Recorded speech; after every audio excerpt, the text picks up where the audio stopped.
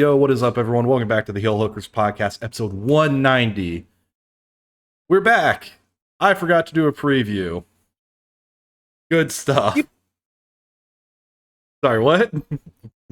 Oh, so you overall didn't do the preview? That's really funny. Yeah, No, the review. Sorry, not the preview. The review. This is the preview. Things got a little wacky over here because me and Jimmy kind of last minute decided to go visit our family in California, so we messed up our pods, but we're here, we're back. Yeah.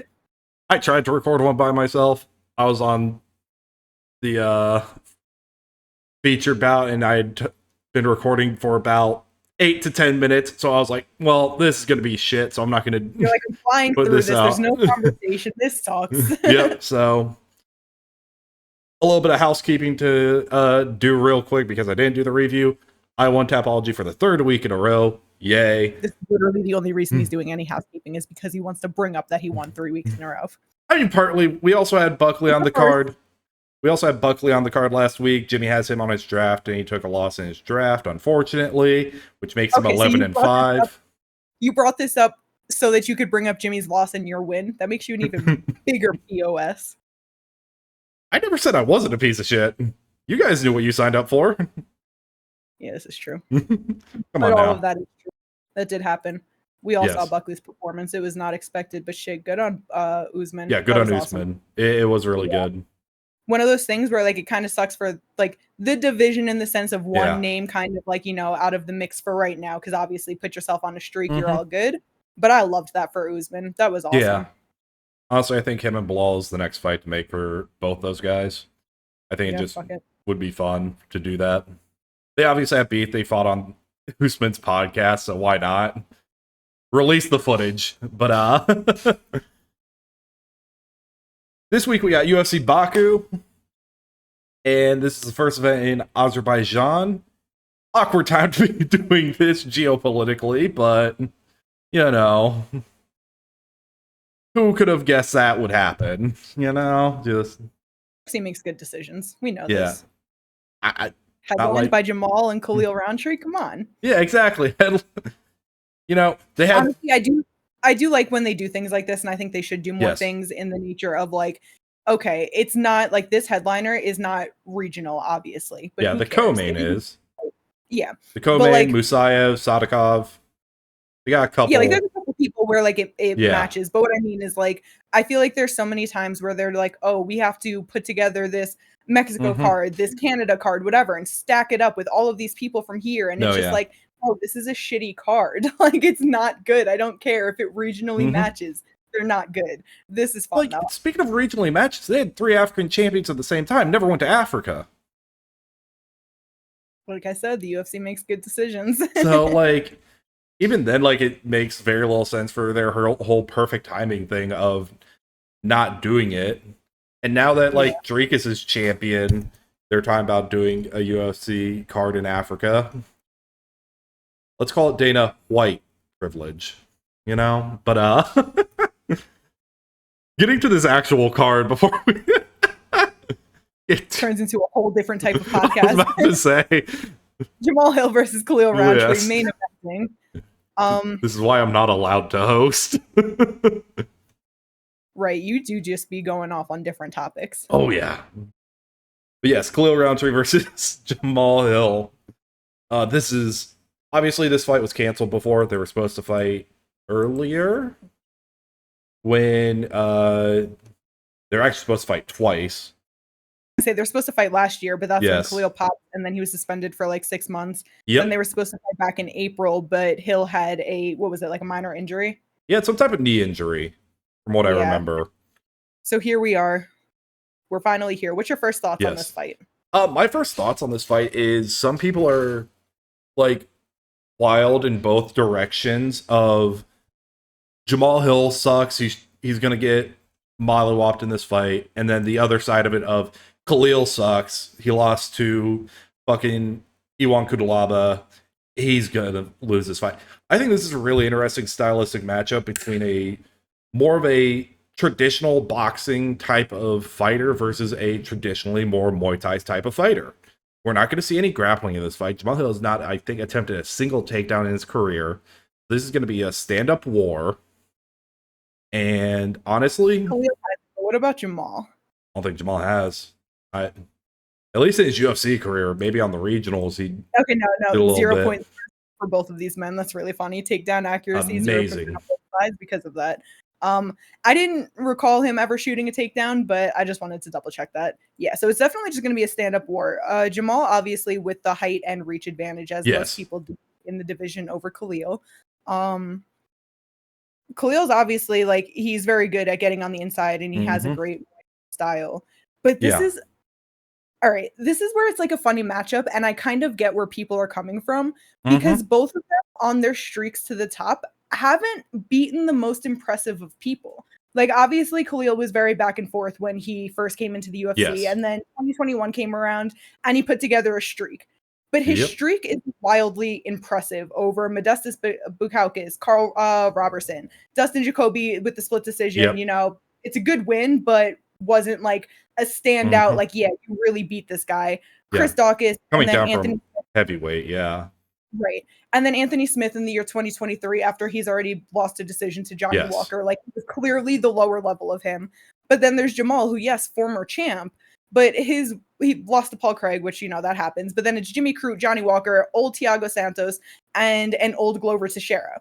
We saw what Glover did against Yuri, so like he still obviously has some physicality to him, but like the way he performed against Jamal, I'm not sure if that was a matter of like the age finally caught up to Glover, or Jamal was really just like, no, this is my moment and I'm standing out. The two losses to Poatan and Yuri, not bad losses. No. So I feel like Jamal has the better wins. Khalil kind of just got up there because I don't know, Poatan was like, I'll fight him, and, and Goliath is. And I mean, like, that's the thing. He did have a better fight against Alex Pereira than Jamal Hill did, but part of that is because Alex Pereira like had a fever, had like a lot of flu-like symptoms, I guess, up into that fight, which you can look into that any which way you want. He was able to take better shots from Pereira than Jamal Hill was, and also with the Glover Teixeira fight, that might have just been perfect game plan at the perfect time type situation where he just had the best game plan that he could have. Glover was older, and Glover just didn't look the same as he did against Yuri. I'm going to be honest with that one. Like my point, like with bringing all of this up, is both of them are here in Jamal being number 4, Khalil number 7, but neither of them having the wins over literally anyone in the top 10 that are like solidified, proven there. No one like a Nikita Krylov, a Vulcan, a Rakic, a Jan Blachowicz. You know what I mean? Like, it just really makes me question where both of them actually stand, because they have wins on the back end and they have losses to the very top. Where are they at, and where do the skill sets lie? And there's just going to be a lot of questions answered in fight. You know, both of them can get knocked out, both of them can knock each other out. I think we're just going to see like, whose skills actually persevere in this, because like you said, it's not going to be a matter of like, oh, grappling and holding. They're about to war for 5 rounds, I'm going to assume, with their boxing and Muay Thai styles, and it's going to be fun, and just the best man's going to win. I almost think that Jamal might get it. Jamal can get it. I'm personally leaning towards Khalil Roundtree, and the biggest reasons for that are, the biggest reason, I guess, is, well, I guess you can put it as 2. 1, Jamal Hill's legs, just in general, have been very sus. You have the Achilles injury, you have the knee injury that left him out in the last one. So you have those that that Khalil likes to target the legs. That is a big thing. And the other part of it is Jamal Hill's footwork. His footwork is not good. He crosses his legs all the time. He gets himself out of position a lot with the way with his footwork. I think that Khalil Roundtree, being someone who can counter, is going to be able to counter those. Almost, I feel like he's going to get a similar shot, overhand right, like that Yuri Prochazka was able to get over him. I think that's going to be the biggest things that play into a factor on if Khalil Roundtree wins. Now, Jamal Hill has good power and good straight punches, so if he's able to keep a jab on him and keep him out at distance, that's going to be a lot harder for Khalil to be able to do. So, yeah, I'm not like totally set. No, I think Jamal's going to win this. I think I'm just leaning towards him a little bit. I just am expecting a good fight. Yeah, no. With that, just one of those things of where do they both go off of a win or loss here? Like, I feel like even if, let's say, Jamal or Khalil, whoever it is, even if they did win, I don't want to see either of them in a title shot yet, even though it would be a matchup, just for the sake of what I said of like, get them, even if they have to fight back again, get them against a Rakic, get them against a Vulcan, just give them these fights to get some more, I don't know, higher level experience, because I feel like both of them kind of had a jump and now they're at the top and they might drown. So I don't know. No one above them at the moment has a fight booked. Honestly, like I would like to see like, yeah, Joe, I sincerely do want this fight. I sincerely want Khalil versus Yuri. That is such a fun stylistic fight. You cannot tell me otherwise. that like, of course it's fun. like that would be insane. And then if Jamal wins, Carlos Olberg needs another top flight win, in my opinion, to get a title shot. And that would be like the perfect setup for him. You get, yeah, for sure. So honestly, like anyone above them, I don't mind. If Rakic needs to be fighting down, I'm sorry, he's on a 3-fight losing streak, so I don't think either of them should be fighting Rakic at the moment. Off a win, I do think like Jan Blachowicz, he needs to be fighting down, but like he's still solid there, and that's gonna provide, especially if like Khalil wins, seeing his grappling defense and seeing what he's been able to improve there over the years. I think that would be a very good fight for him.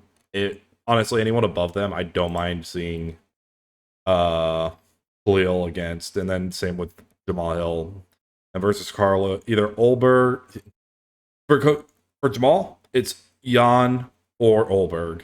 I don't need to see Prohaska again this soon. I don't need to see Pereira again this soon, and he doesn't need to be in a title shot.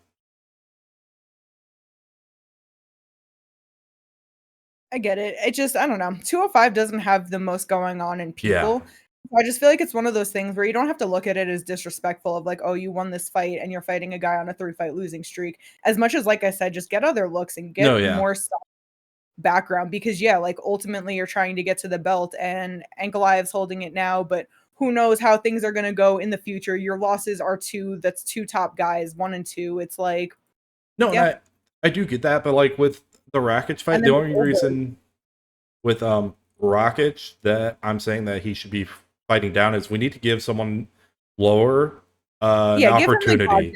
But you know what I mean? Not him specifically. Yeah, that just step back, and not in general like of like the disrespect, but just more so of get some fights in, get yourself on a winning streak against high level guys, but not the top 5 where it's constant turnaround rematches, or Luckily with Khalil, none of them really are rematches except for that Pereira fight. It opens up everything for him. If he loses to Jamal, he's just going to be taking losses. Like Well, if he loses to Jamal, then he should be fighting someone like a Nikita Krylov, Volkan Oezdemir. Actually, if he does lose, I think him versus Azamat Murakanov is a great fight. And that's who I was about to bring up. We need to give someone like Azamat a chance against someone like a Rakic. Yeah. So, honestly, like, both these guys, big power. It honestly, could swing either way. I'm leaning more towards Khalil just because of the footwork aspect of it. But great 205 fun. But now we go to the co-main event and talk about fucking fun. No, this isn't fun. Well, it is, but I hate this so bad. I understand why. Rafael Fiziev and Ignacio Bahamondes, bro, because obviously just such a fun fight. You have Fiziev, who's always in a fun fight, another guy, very heavy Muay Thai style. And then Ignacio, who's 27 years old, he's up and coming. He has 8 fights in the UFC, but he took the losses to Ludovic and John McDessie. He's now on a 3-fight winning streak. His best win over Jalen Turner. He's one of the real tall guys in the division. 6'3", 75.5-inch reach, and Fiziev is kind of on the smaller side. Not the smaller side. He's actually like an average lightweight. I thought he was 5'7", but he's 5'8", 71.5-inch reach, but still just so much smaller than Ignacio. 4-inch. Ignacio's definitely been working on his grappling a little more. He's trained with the law, like that's his main person, but he definitely is more of a stand-up guy. So if he's just gonna be a little sloppy and reckless, which he can do, I feel like Fiziev can definitely get in there. But the thing is I don't want to see either of them take a loss right now. Like Fiziev is Yeah. on a 3-fight losing streak, and it's such bullshit because the majority decision to Gaethje, he obviously did lose that. But then he gets an injury in the Gamrot fight, so like that sucks. Yep. And then coming in short notice to fight Gaethje again, Again. a clear loss, but like there's just no reason that he should have taken it. 3-fight losing streak now. That sucks. Puts him at 6-4 in the UFC, and now he's fighting a guy that's up and coming in the lightweight division needs life. No, exactly. On a 4-fight losing streak, but I also don't want to see Ignacio get shut out of the top 15. Like it would just be awesome to watch him start rolling, you know? It's definitely going to be a fun fight. Oh yeah, no, 100%. It's just gonna be a stand-up war again, like what we were saying with the last one. Just gonna be stand-up for the whole time. It's just like I do agree. I don't want to see either of them lose. I'd rather Steve win though. Yeah, he needs a win. He's not. I don't want to see him on a 4-fight losing streak. And also that opens up some fun fights for him. Yeah. It's like he is 32 years old. He is right in his prime. Like this is his time to cook. If he takes a loss here, I feel like it really, really kills that momentum for any like potential top shots, you know? No, yeah. Ignacio is tough as hell though. He has never been knocked out. Fiziev was finished one time in his UFC debut. Yeah. So obviously it can happen, and Ignacio be putting people out. He do. But if he doesn't put him out, I do think that Fiziev could do enough to win a decision. But I don't know, man. This is so rough. It's going to depend on how well he's able to crash in, get into and on the inside, land, and then get out. That's going to be the biggest thing that he's going to need to be doing. And it's like he's done it against other fighters, but most of those fighters are around his same size. Like, I don't know. Yeah, and that's the problem, is that Ignacio is so much bigger than him, and he has such a high output. Like, his strikes landed per minute, 7.09 to Fiziev's 4.8. And Fiziev doesn't have the greatest defense. His striking defense is 38%. He gets hit a lot. He absorbs almost 5 strikes a minute, and it's like, you have somebody with that much reach and range over you, like he might be eating some big shots. No, yeah. Yeah, like Fiziev is really going to have to work on some movement and keep his defense up, because that's just rough. Ignacio is orthodox, you know, Fiziev can switch up his stance, so maybe if he like commits to like a southpaw stance, maybe that would help him. I don't know. I am slightly worried for my boy though. Yeah, no, I get it. Like Ignacio out here landing 7.09 strikes per minute. He absorbs 4.36, which is just under what Fiziev lands per minute at 4.85. Fiziev has a better striking accuracy. Almost a 10% difference in the defense, with Ignacio defending a defense of 57% as opposed to 48% for Fiziev. So yeah, it's just like, do you know what? Actually, Fiziev can get it done. Okay. And I think, because I don't know why I just like this just dawned on me now, but Fiziev is somebody that is so heavy on going to the body. He is not a headhunter. He will absolutely like throw kicks to the body. He will look for those shots. And with him being a little shorter, like, and trying to get in there, he might not be looking for those big shots up top, because he knows like, all right, I'm 5'8" due to 6'3". I'm gonna be up there. Like, I'm gonna try to go up there, get a big shot, be mad open to get countered. It's like he might be really going for that body heavy. And I think that could be a way he could actually finish Ignacio. Because it's like Ignacio, yeah, he's never been knocked out, but how many people we watch are just headhunters? Yeah. They're looking for like that straight up KO. I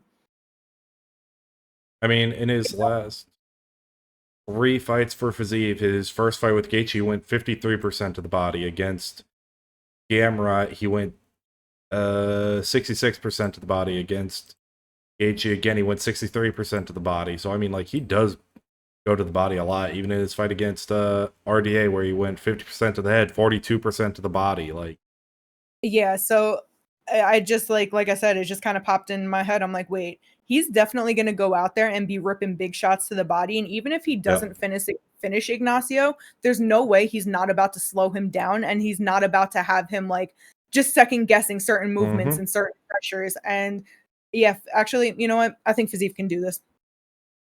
I was about to say, he's only been to decision three times in the UFC, lost to John McDessie, won against Trey Ogden, and lost to Ludwig Klein. Those are the 3 decisions he's had in the UFC.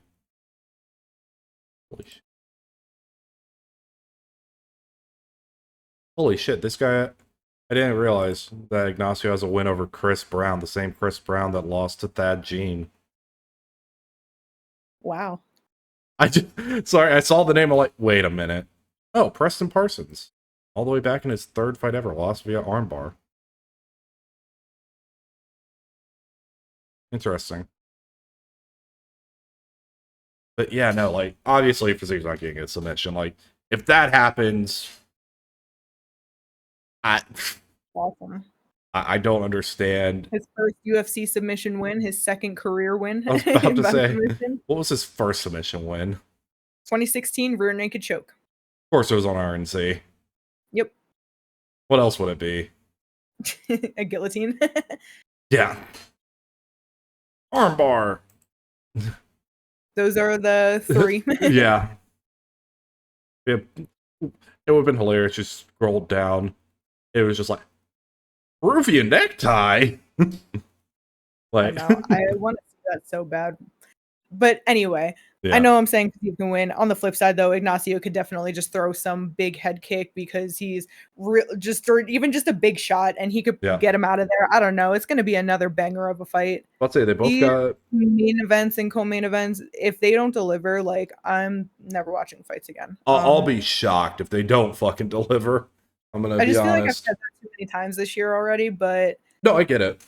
I really do think that these are performance bonuses and fight of the night just waiting to happen. Like with the reason I'm like very much like with Ignacio and Fiziev, neither of them really have been in a bad fight, and Fiziev is someone who kind of throws caution to the wind anyway. And with Khalil and Hill, like Khalil, he fights the way Strickland talks about how he fights. Very true. That's a great comparison there. But that's why I said that I'll never watch fights again, because the way I would be so disappointed. It just turns out Jamal Hill's been working on his wrestling this whole time. He just wet blankets Khalil for 5 rounds. I'd be Don't pissed. Put that into the air, Ricky Bobby. Yeah, no, like both Fiziev and Ignacio both have spinning wheel kicks to the head to knockouts in the UFC. What? Yeah, you think Fiziev's foot could reach Ignacio's head? Real question. All I'm saying is, if the best counter to a spinning back fist is a spinning back fist, that only means that the best counter for a spinning wheel kick is a spinning wheel kick. I don't know about that, big dog, but we'll see how it plays out. That would look, I'm not gonna lie, if that were to happen, I'd be like, no, that would look so rehearsed. I'm not gonna lie. People like, yeah, fighting is officially fake. No, yeah, exactly. Yeah, so, good fight. If Fiziev wins, where would you like to see him go? If Fiziev wins? Yeah. Honestly, what do you think would be next for him? I like wars. Let's get Hooker versus Fiziev, man. I knew it. Yeah, that's so good. Dan Hooker is just like seemingly so riddled with injuries now that I'm just like, I don't know when he's coming back. I don't know when he'll be good. I don't know. No, yeah. He's good. Yeah, sign me up for that. That's a fun fight. That's fun. I'll be honest, I don't mind when people are saying, hey, how about Fiziev versus Chandler? That's a good one too. Like, just about anyone in that range from like 12 to 6 outside of Gamrot, I'd be fine with for the most part, you know? Mm-hmm. And then what about Ignacio? Uh, Because if he wins a fight that I think that would be fun, yeah. and he's booked, so he would have to win this fight. Mm-hmm. And I guess it actually doesn't matter, but he'd have to be ready. Is Moicano? Yeah. I don't mind that. I don't mind that at all. Because he's what, I feel fighting like, Benny? yeah, If only Joel Alvarez wasn't moving up 170. Get the other 6'3 lightweight. Uh, yeah, no, I think that would actually be him versus Mercano. I don't mind that at all. Him versus Hell. Him versus BSD, I don't mind. I think that's a good fight too. Just all kind of depends on like how the fight does actually go and where he ends up getting ranked. Yeah, for sure. The one fight I But I don't. kind of just want to see him in that range of like 10 and back. I don't want Yes, them to yes. just like a huge firefight. All right, Ignacio, you get Dan Hooker now. Right? Like, no, Like great that's fight. way too high. Don't do that to that boy. That'd be way too high. Which I mean, if Steve does lose, give me Patty versus Hooker. I think that is a banger of a fight, and you will not understand a single word that is being said in the press conference. Understand every word they say. Yeah, but when they're yelling at each other and trying to yell over each other, those accents are not gonna mesh well. Yeah, that's so true. But yeah, it's 155. There's always good fights to make. Oh yeah, 100%. And then moving on to the disrespect. Curtis Blades versus Rizvan Kuniev. Why? Um the first time it was booked, I was like, okay, I guess they just want somebody, you know what I mean? Like they're just trying Yeah. to make heavyweight move because it's heavyweight. But the fact that this is now the The third third. time it's booked, it's like, bro, why are you so persistent on this fight specifically? Yes. That was my thing, especially for a guy who back in 2023 tested positive for everything. Yeah. Like not just like one thing, no. Anabolic steroids, mentin metinolone, boldenone, and then another one. It's like this dude tested positive for like when we talk about people set like pissing through the cup, this man literally pissed through the cup type shit. Mm-hmm. Like, I don't know, like it is just like disrespectful to someone like Curtis Blades, who is ranked number 5 in the fucking division, has fought everyone you have ever asked him to fight. To be like, hey, here's a debuting fighter. Because we know it's not. Like, go ahead. Oh no, I was just saying they don't like him. No, like I don't know. They're just like, oh, you're on this great streak and you should deserve a title shot. You want to just take like the hardest hitter real quick? Like, no, yeah, and I get that, but like, I get that they don't like him like that, but it's also just like, what the fuck? Like, it's not like Rizvan has done anything for them.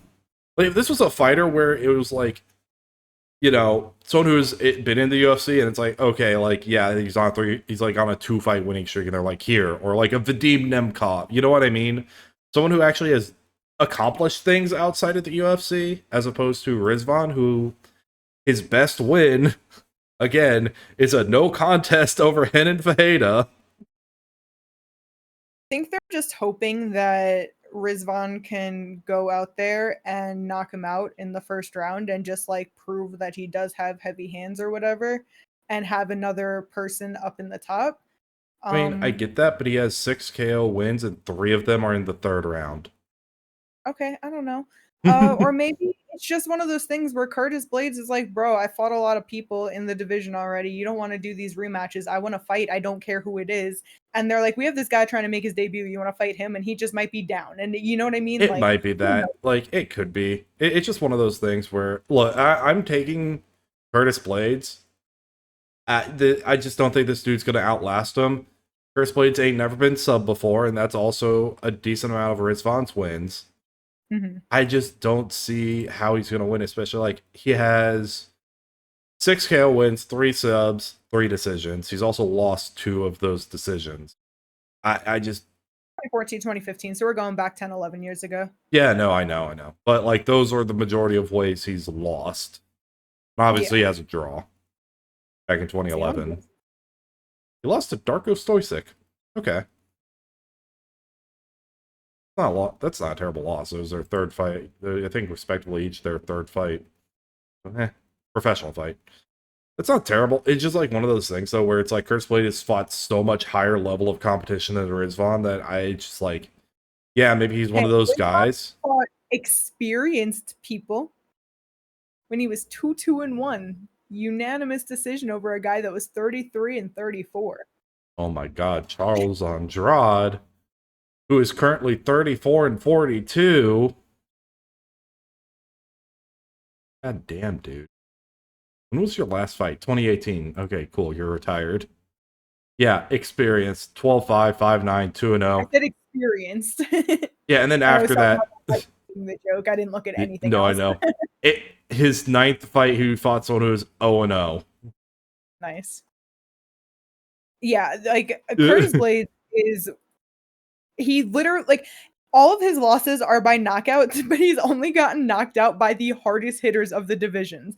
Tom Aspinall, Sergey Pavlovich, Derek Lewis, Francis Ngannou again. Like it is all of the top hardest hitters at heavyweight that he was put in front of. He has also very solid wins over Jailton Almeida and Jar Jar Volkov. Like, you know what I mean? It's not like this is just like this is just some easy fight for this guy to come into, because like you said, the people he's fought nowhere near the level of Curtis Blades. Dude's never been finished. So if Curtis doesn't get it done, I think he should be able to beat him in a decision. Like, oh yeah, and even then, I think Curtis might be able to like get like a TKO, like just ground and pound, depending on the way that dude's wrestling is. Which like it's one of those things where okay, he's Russian, but he's also a heavyweight. Which one weighs more on the cardio? Oh, sorry. I just realized steroids as well weigh in on that.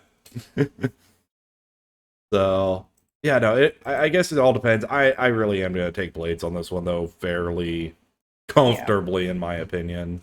Being able to get a win. He's 6'4" with an 80-inch reach, whereas Rizvan is 6'4", but with a 76-inch reach. Like, Curtis Blades might honestly be able to just put a jab on him and keep him back.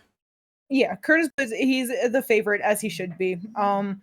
I'm not sure how it's going to go, though, because I really don't know this guy making his debut, Rizvan. Shit, he's fighting out Dagestan. I didn't realize it was Dagestan. I thought it was somewhere else. Yeah, I feel like there's going to be a lot of grappling, and then who knows what the later rounds will look like, but either way. Look, all I know is I have seen Curtis go 5 and shooting, like, what, 30 takedowns? It was against Volkov. Well, how many takedowns? He landed 14, shooting 25 in a 5-round fight.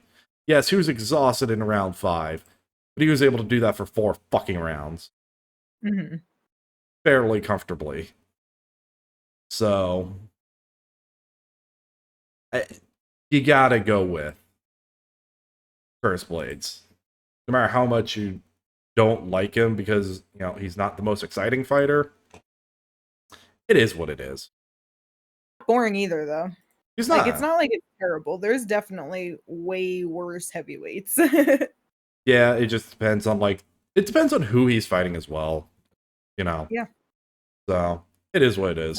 We'll have to see how this other guy performs, but yeah, I really feel like Curtis should be able to get. Yeah, and he should win. It just, after this, like, what does he do? Because, again, it's a bunch of rematches that he's looking at more than likely. Yeah, I don't know. I think that he's just gonna go on another streak of these random people coming up or whatever. Yeah. Even if he's fighting super back, like Waldo's about to lose his next fight, and then they're gonna be like, "Hey, you want to fight Waldo?" Like, no, you want to know what it's gonna be? You want Shamil? Like, I was about to say, you want to know what's going to be? It's probably going to end up being like Shamil or Mick Parkin. yeah, and then he's gonna beat both of them, and then he's gonna be on a streak, and then they're gonna be like, "Hey, you want to fight this guy that's definitely gonna knock you out? Like, you want the Sergey Pavlovich rematch? Like, that's gonna be your title eliminator shot. You beat Sergey." No, you want know to know who I mean? will be at that point? It'll be Taliesin Teixeira. Sure, like, yeah, if he goes out here and keeps knocking people out, then I'll believe that. I mean, but yeah, he's got main event coming up with Derek Lewis, does he not? Oh yeah, I forgot about that.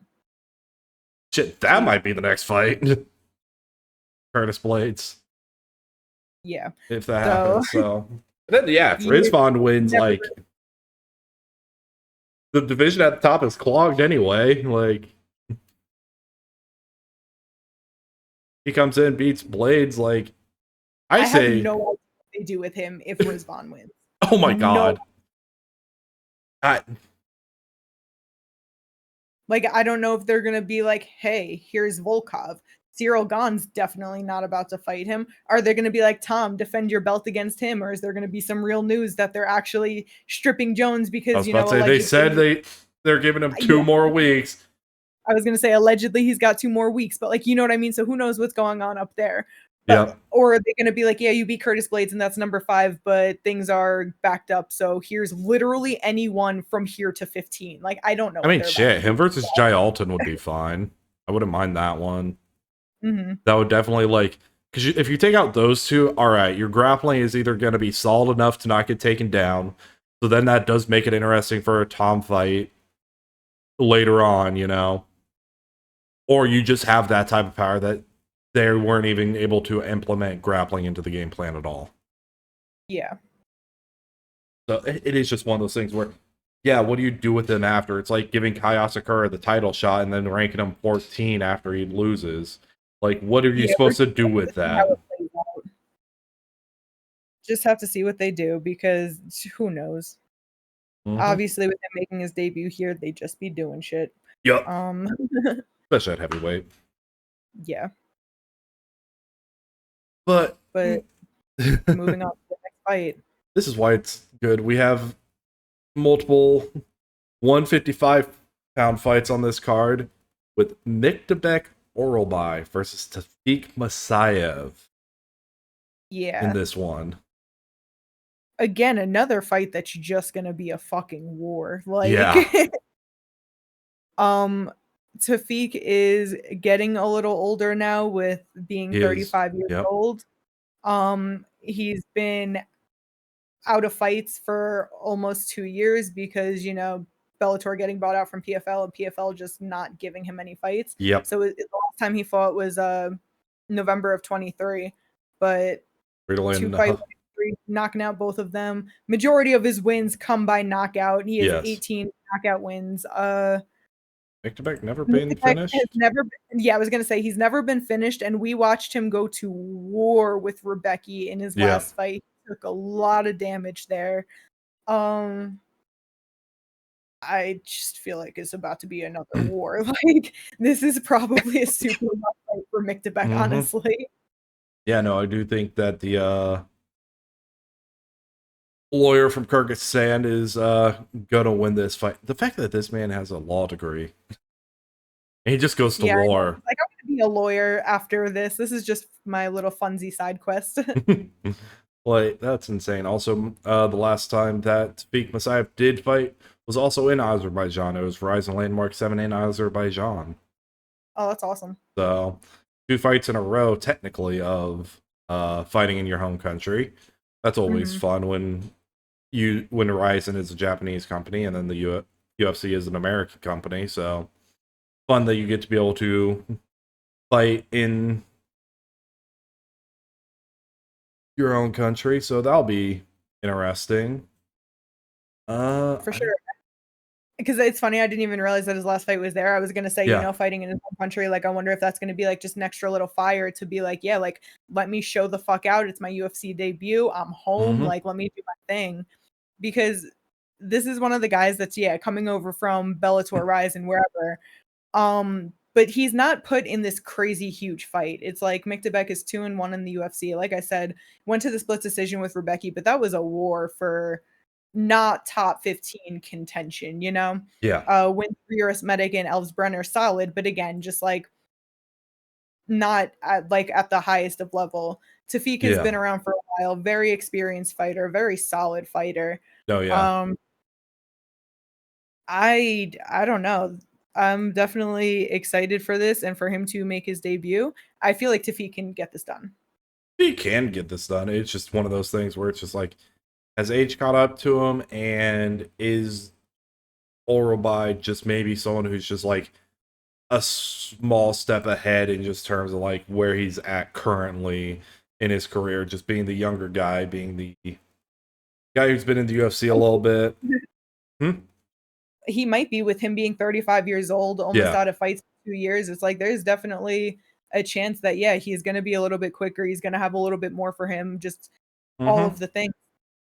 Tafik has been finished, you know, only KO'd once. He's been sub 3 times, so like it's obviously live for that to happen. The first time he was KO'd actually happened 3 fights ago. Shapley to a third round body shot. Oh, is this the one where Shabley like broke his fucking ribs? I know Shabley broke someone's ribs. It might be. A little over 2 years ago in a Bellator event, though, so these things don't necessarily stick out in my mind. Yes, this was in the Probably Bellator Grand Prix. yeah.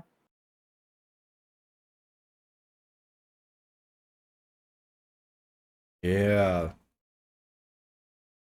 That is insane now that I'm thinking about it. Yeah.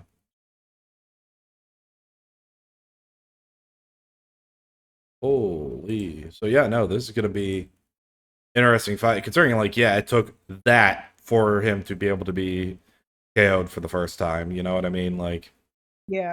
and then like, yeah, subs happen. Weirdly enough, okay.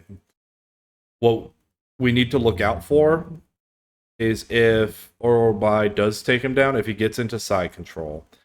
2 of his losses have been nope, never mind. If he takes down Orobai, okay. Sorry, I thought I read arm triangle choke, Mm. not just No, yeah, triangle he's been choke. triangle choke twice and anaconda choke, so even same thing going in for the takedown type Yeah, shit. Like, yeah, so it's interesting. it's an interesting Again, fight. And I yeah, don't know where either of them go after it. I kind of don't care. They'll get matched up how they get matched up. We'll I was see about where to they say go. it's 155. You could go anywhere with either of these guys. I mean, Then there like, is a lot of 155 on this card. yeah, that's what I'm saying. I mean, like, yeah, if they win, I don't think either should be getting top 15, but like, you get someone like Thiago Moises, Esteban Rubovics, Jared Gordon, Mike Davis, Ishmael Bonfim. You know what I Just mean? yeah, Like, any of these they're guys would be fun to have. hell yeah. So, oh, Jordan Levitt. Why not? What's the next fight on the main card? We have how many fights on the main card this week? 6? Is that right? Yeah. 6-fight main Yep, card. 6-fight main card. We've got Nazim Sadikov versus Nicholas Mota. Another lightweight bout. Another lightweight bout, and one that I have no idea what the fuck to make of. Nicholas Mota is kind of one of those guys who doesn't make sense. He, like, you know what I mean? Yeah, I could, well, it's because He's been yeah. he is a kill or be killed guy. He's been knocked out by Jim Miller and Manuel Torres. No contest with Trey Ogden. I forget what happened there. I think it was a low blow. Remember if it was that or no, premature stoppage. Yeah, I was gonna say I'm pretty sure it was like he had him in like a standing gilly and dude just like dropped his arm and the ref was like, "Oh, he's out." And he was yeah. like, "What the anyway." Okay. Yeah. But then he like, yeah, left hooks Cameron Van Camp, right crosses Tom Nolan, and then goes to a decision with Mahashete. Like, it's hard to gauge that when you've been knocked out 3 times in the first round,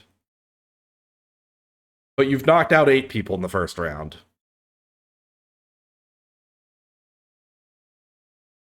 Then, like, yeah, Nazim out here, has never been knocked out, only been subbed once, 4 first round KOs, 3 third round KOs.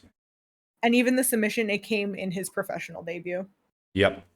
So it's like he is, you know what I mean? He lost his first fight. He's on a 10 fight winning streak or unbeaten streak, whatever. Yeah, no, and he's got like good wins like Evan Elder, Terrence McKinney, Ishmael Bonfim. That's what I was going to say, is that I feel like his wins are a bit more solid. Yes. And then with the Slava Claus one, I don't know why I always forget which way it was going. Let me pull it up. Because I know that the reason why it went that way was yes, okay, so it was him.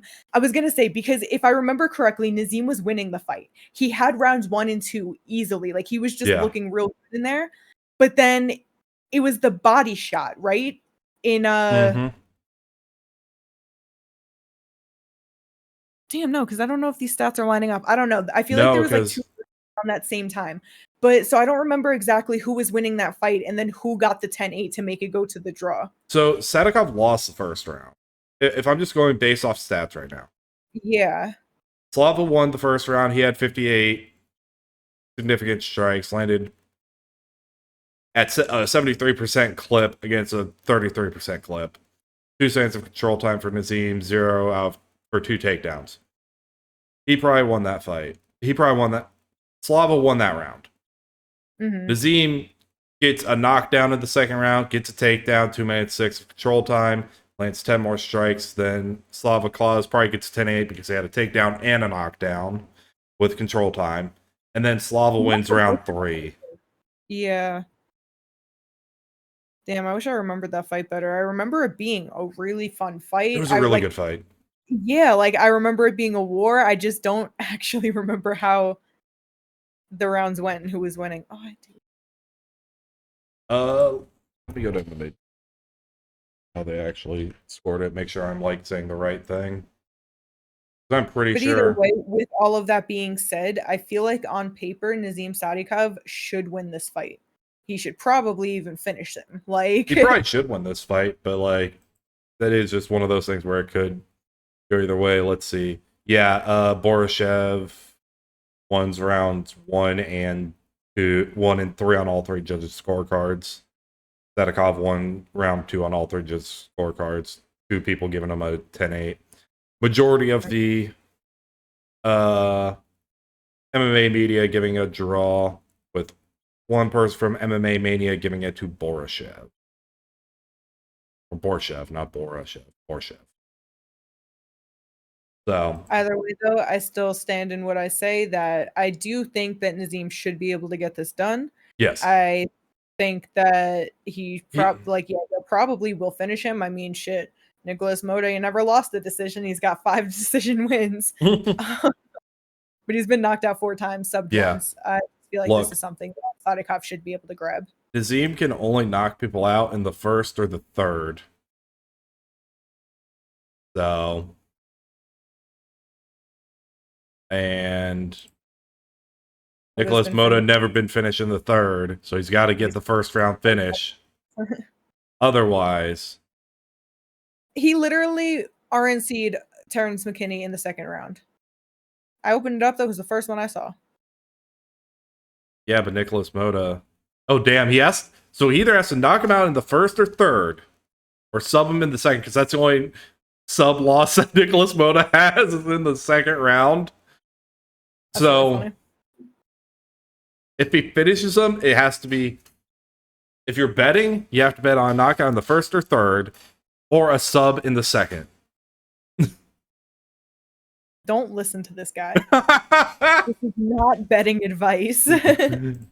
Legally, that was a joke. I am not to be taken seriously on that. But no, he should be able to get a finish over him. I do think that that's highly likely. But Nicholas Moda is one of those guys who's been confusing me lately, where every time I think I am right on what should happen in one of his fights, I am wrong.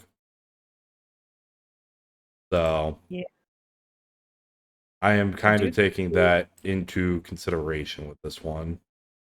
Because if I look at my pick history with them, the only times I've gotten it right Oh wow, the only times I've gotten it right are when he loses.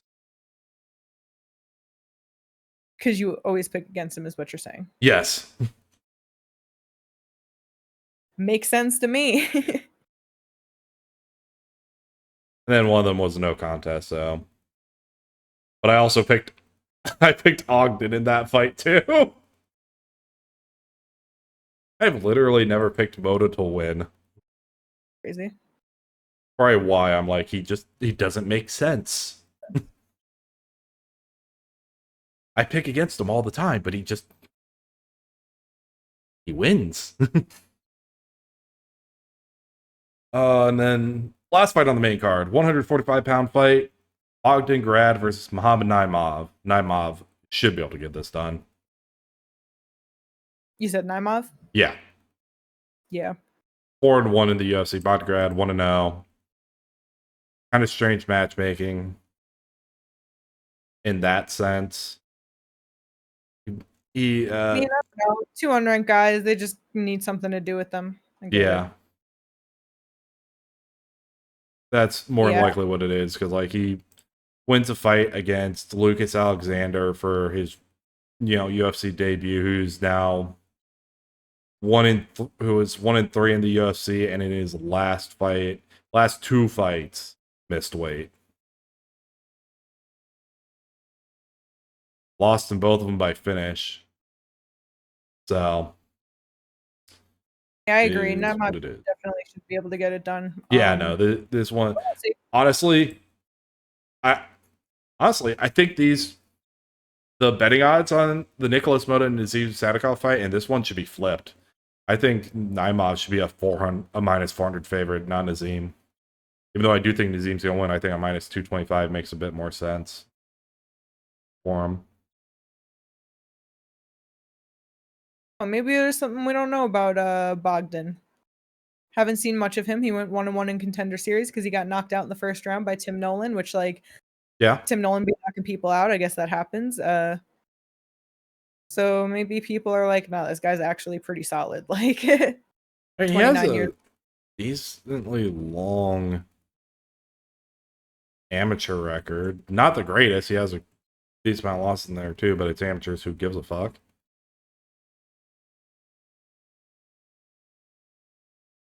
Bro, he fought for some bootleg organization called TSN First Round. They literally just have the UFC logo in their shit.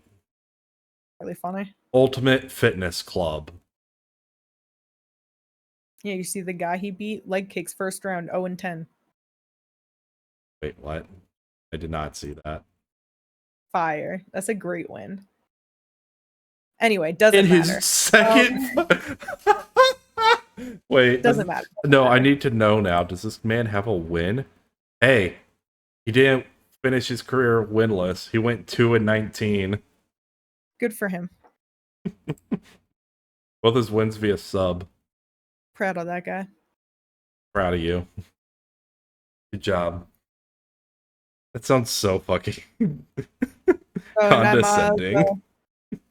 I'm about to get the decision. You about to knock him out? I mean, Grant is what? Only lost. He's lost via KO, lost via decision. It could kind of go either way. If Tom Nolan knocked him out, I think Naimov should be able to knock him out. I don't know if that's necessarily true, but I see where you're coming from.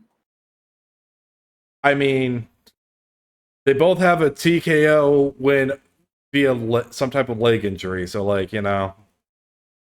That's true. That means they do have the exact same type of striking and power. Yes, exactly. Oh, leg kick for him as well. There's a leg injury and a leg kick. There we go. Like, Naimov also did lose to Felipe Lima,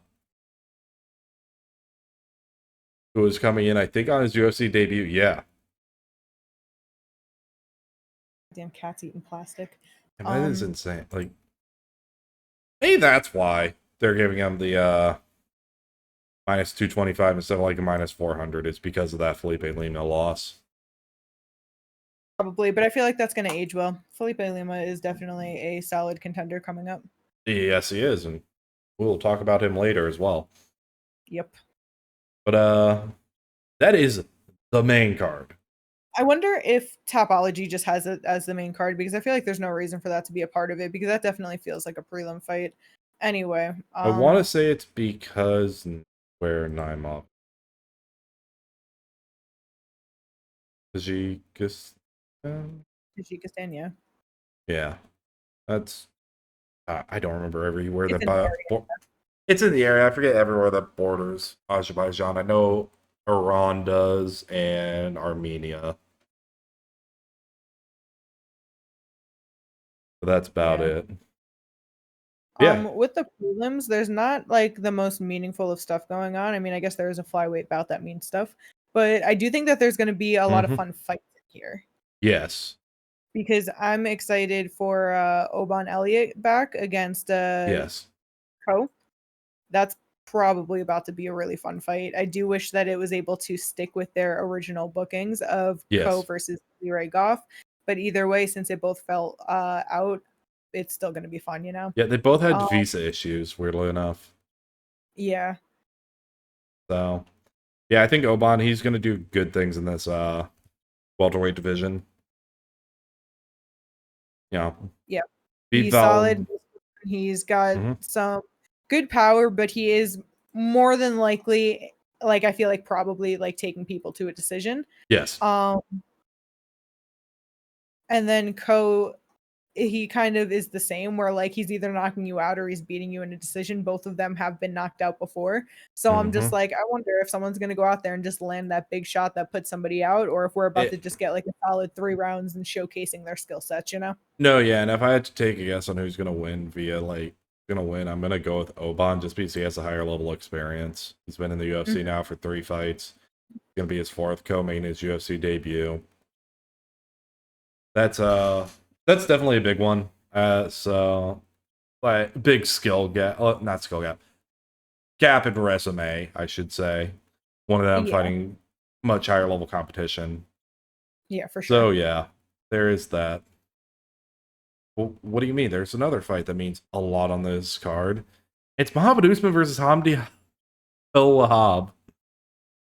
I was really hoping, since Jimmy wasn't here, that it wouldn't get brought up and we wouldn't have to talk about this hot garbage ass heavyweight fight. It is going to get brought up because I'm here and I want to talk shit about this card a little bit at least. Yeah, this is a bad fight. It really is. Like Hamdi won no contest in the UFC, and that should have been a loss to Jamal Pogues. Like, what are we doing here? He got a split decision win over Dontel Mays in 22 that was overturned due to a failed drug test. So we have 2 heavyweights on this card who have failed drug tests. Amazing. He's not fun. He's not good. He has no cardio. And then you have Muhammad, who, same thing. No cardio. Yeah. Not fun. Okay. Muhammad should beat Hamdi. I truly believe that Muhammad should be able to go out and that Muhammad's nickname is the Motor. Man has no motor. It's a baby motor. A dead motor. Oh my god. Yes, a fight that actually kind of matters in Tagir Ulanbekov and Maxwell. Yes, this fight. I'm not talking about that fight anymore. Virtually identical in the stat lines, 5'7" with a 70-inch reach for both of them. That's kind of interesting how that's going to look. Asmat 1-1 in the UFC. Beats Tyson Nam, loses Charles Johnson. This feels like the right step to go next with Tagir. What are your thoughts? Not entirely sure how I feel about that, because it's like Charles Johnson is solid and he put himself on a streak last year for sure. You know what I mean? Yep. He got a good 4-fight winning streak. Yeah, taking the O off of Maxim, beating Jake Hadley, knocking out Joshua Van, the only person to beat him within the UFC, and beating Sumadarji. Great streak for sure. but he is definitely not a like super high level fighter. Yeah, Like, yeah. like if he's top 15, he's number 15, Yeah.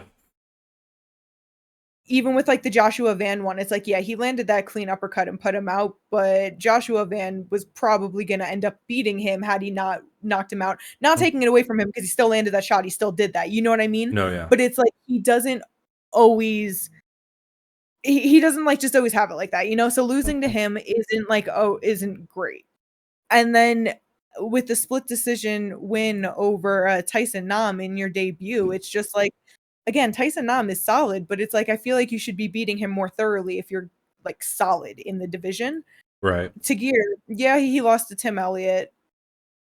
So fucking what, He's a very solid fighter. He has solid wins, and they keep giving him these guys that are just not top 15, and he just easily beats them, you know? So it's like with Yeah.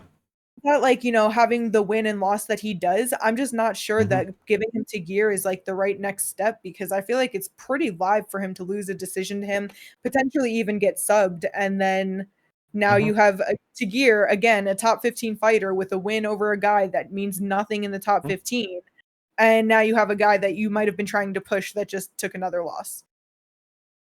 So I'm just not Mm. sure how I feel about them Yeah. going to that, but like whatever. Well, the biggest reason that they went to this, and the reason I say it's kind of the right next step, is because they were trying to get him to fight Kyoji Horiguchi, which that made to me didn't make the most sense in the world. I think not Tagir. Well, actually, both Tagir and Kyoji should have been fighting higher in the division. If you're gonna get him to fight, if you're gonna have Gear fight anyone from Kazakhstan, it should have been Asuama Bayev. And then with Horiguchi, he should have been fighting top 10 minimally.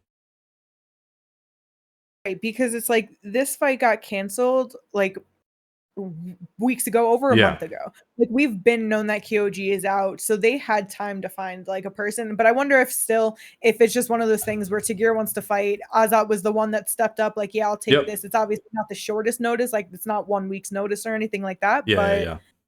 it's also clearly not the full fight camp that Kyoji would have had going into it. Mm-hmm. Bunch of So it could fighters. have just been a matter of that, but I don't think it was the greatest step to go if this is how they actually just planned for it after the Kyoji pullout. Oh yeah, like there are a bunch of fighters right now who are booked up, so it might be one of those situations where they need it. Yeah, It was just the gonna be like, or have just fought. You know what I mean? So kind of is what it is on that one, but I still think it should be a good fight either way. yeah. It just is what it is. Like, Well, I'm hoping that the Iron Turtle can go out there and sub the other guy, moving on to a different yes, fight. There's not like a whole lot going on with the prelims, Like I yeah. said, like super meaningful things, but that being the most meaningful with Tagir being a ranked contender, I guess. But I'm not the biggest fan of Russian Ronda, so I hope that Claudia is able to come in here and get her first UFC win. yeah, sure. Like I said, like you said, there is not. Goddamn, she has a 7-inch reach disadvantage. Never mind. Yeah. Jesus fuck. Okay, no. That can't, that can't be true. She cannot be 5'8" with the 59-inch reach. Tapology has to be wrong. Hold Going to up. UFC stats. What the fuck? Yep, because that is like impossibly small arms right there. Okay, no, they have her at a 69-inch reach. That's very different. God damn. Okay. Because I feel Yeah. like I remember this. I It's feel like I remember seeing someone this the last time people. someone mistyped that. Yes. I can understand, like, yeah, 69, like, that makes way more fucking sense. Jesus Christ. She should have Yeah, so she has a 3-inch reach advantage. Okay, cool. Please come out here and, beat the, Russian Ronda, then. sure. I Damn. really don't care. I'm sorry, but 135 is just so bad. You know what's really Yes. funny is that both of their one losses in the UFC Melissa Mullins, who's, is Melissa Mullins, who's right above them, yeah. and I feel like Melissa usually has like fun performances. Yeah, she's 2-1. Obviously, you're She be 2-1. missing. Oh, that's her issue. Hmm? I said she be missing weight though. That's her issue. She's missed weight twice in 2 of her fights out of 3 fights. Lost to Nora Corn too. All right, Nora's not terrible. Also, this is a rematch from Aries that she's fighting in right now. Beautiful. Oh yeah, I forgot she's beat her in the first round. Yeah. 4 minutes 59 seconds into the first round. To be fair, very last second KO, TKO on that one. And then Daria, her last fight was in 2024 against Eileen Perez, losing to her. So, which that's not a bad loss either. Not terrible, no. Yeah, they should be fun fights. They just don't mean shit for the most part. Expecting much from those. I'm not expecting much from actually most of the prelims. Heavyweight sucks. Flyweight fun. Bantamweight sucks. 185 decent enough. 170 fun. Yeah, honestly, like it's gonna be. I mean, 50-50 too, and like we said, like any of those like other ones like could just be fun slop depending on how it goes. Yeah, but I do expect the main card to at least deliver. So I'll take 100%. Whatever prelims for a fun ass main card. Yeah, no, 100%. And yeah, no, that's the card. Like I cannot. Can't wait to wake up for a 10 a.m. UFC card and have no idea what to do with myself by 5 p.m. Yep. But that is UFC Baku. That is the main card and the prelims. The very few highlights that were on the prelims. Moving on. We got a lot of fight news. Yeah, wait, we can't skip over the highly anticipated PFL card. Kevin Lee and Gadzi Rabadanov in the main event. Is this where Kevin Lee finally fits in? Is this where Kevin Lee fits? It just might be. And then the only thing I actually care about, I guess, is non-tournament on the main card. Mansour Barnawi and Archie Culligan are fighting 155 for a title eliminator. No, yeah. So whoever wins is going to be fighting Usman Nurmagomedov next. Very nice. Ooh. 155, 135. They have a lot going on in 125. They have 3 different weights on this bracket. Whatever. We'll see how it goes. PFL. Yeah, luckily Jimmy wasn't here to pull the PFL bullshit, so I don't care for the card. Yeah, I'm still gonna watch it though. I'm talking this shit. I'm gonna watch it. Okay, but that's because like we're those fight fans who complain about shit, but like we'll still watch. So like the worst type of people? Yes, we are the worst, but I think everyone knew we were the worst type of people already, but you know, it is what it is. Yeah, no, fight news. A lot of fight news. A lot of exciting stuff and some questionable things. Questionable? Yeah, questionable. Like this first fight between Sultan and Brian Battle at UFC 319. They are fighting at middleweight. Only reason it's questionable, I understand why they did it. Like what you said earlier, Brian Battle wants to fight. There's nothing on. Everyone at 170 is booked up, and he's just like, let me get a one-off at 185.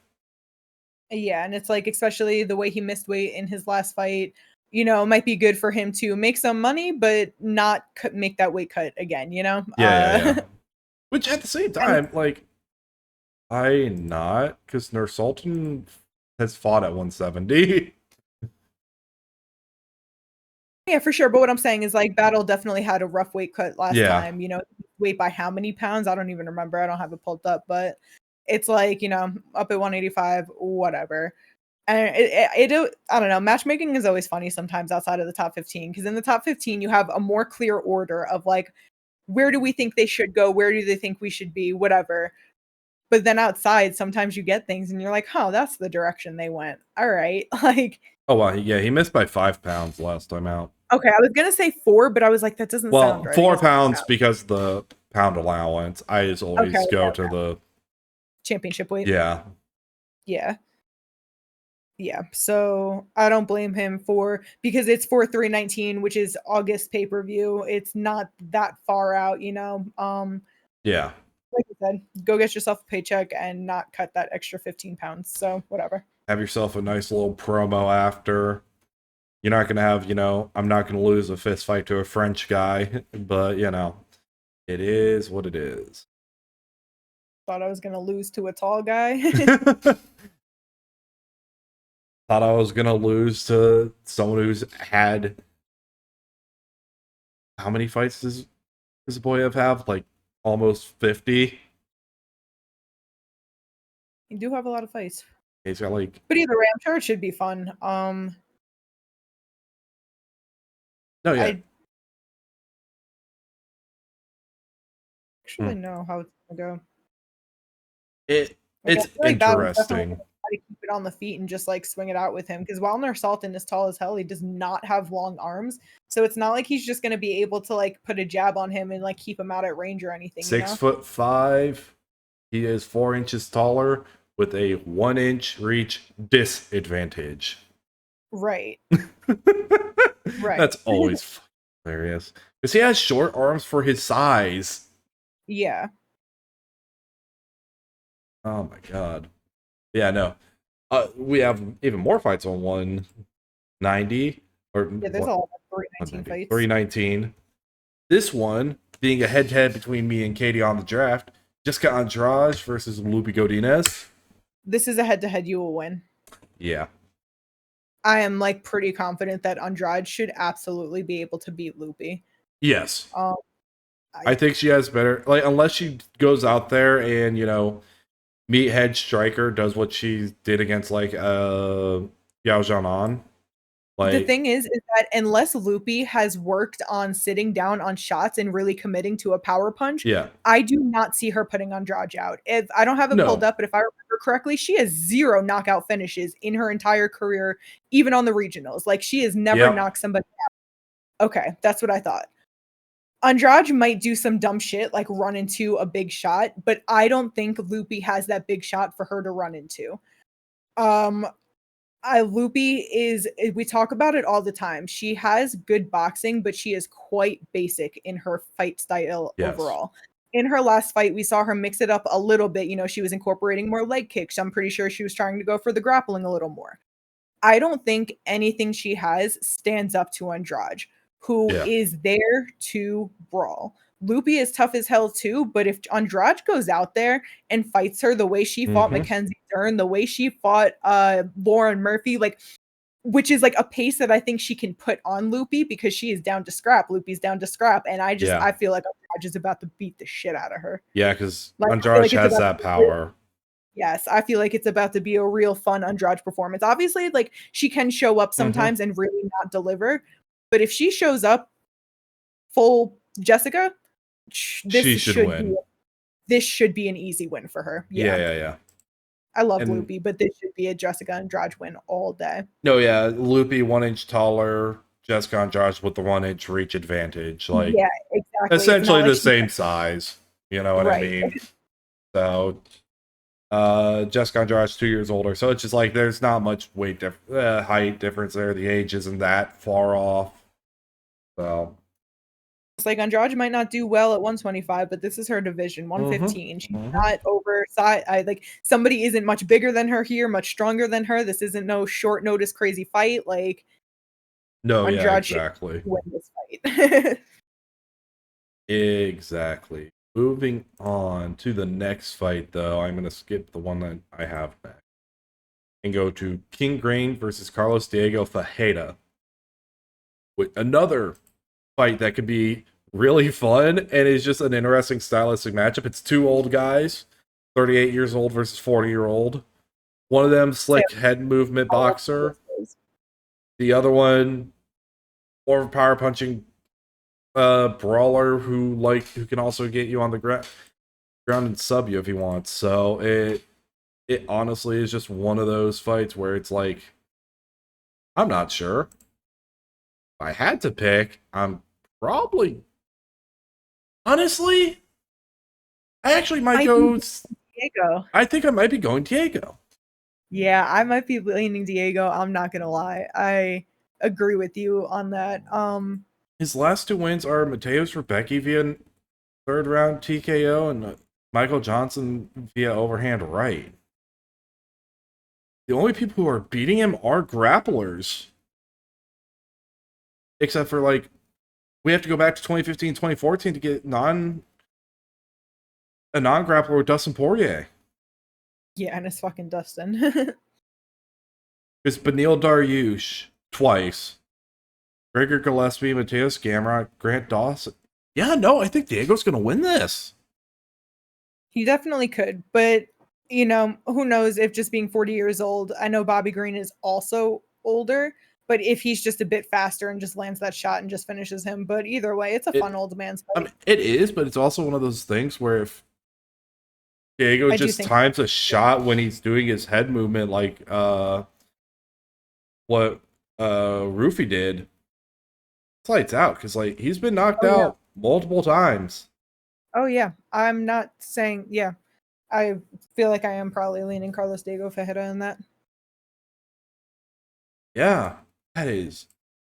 To really think about. Yeah, no, I'm going Diego Ferreira on that one for like my initial thoughts. Yeah, dog. Another fight on UFC 319, the lightweight return for Edson Barbosa versus Jakar Close. Initial thoughts on this one. It's interesting that Edson's moving back up to 155 after all this time at 145. But it's also like, I wonder if he is just like, you know what, I'm 39 years old. Losing his last fight to Lerone Murphy, if he was just like, I kind of just want to fight now. You know what I mean? Not like be on a specific run, not like wait so hard, because obviously he looked great there. But I wonder if he's just like, there's no reason, like I don't know, because even with like the Sadiq Yusuf one, obviously he won that fight of the night, but like he took a lot of damage in that first round, which obviously caused Sadiq to gas out. But it's like, yeah, I just wonder if just getting older, taking all the damage at 145, if he's like, I'm not quite done fighting, but it's like, just throw me into the mix at 155 on the back end. Like, you know what I mean? I'm not the most shocked about it. No, yeah, it makes sense. He's 5'11" with a 75-inch reach versus Jakar Close is 5'9" with a 70-inch reach. Fucking stupid.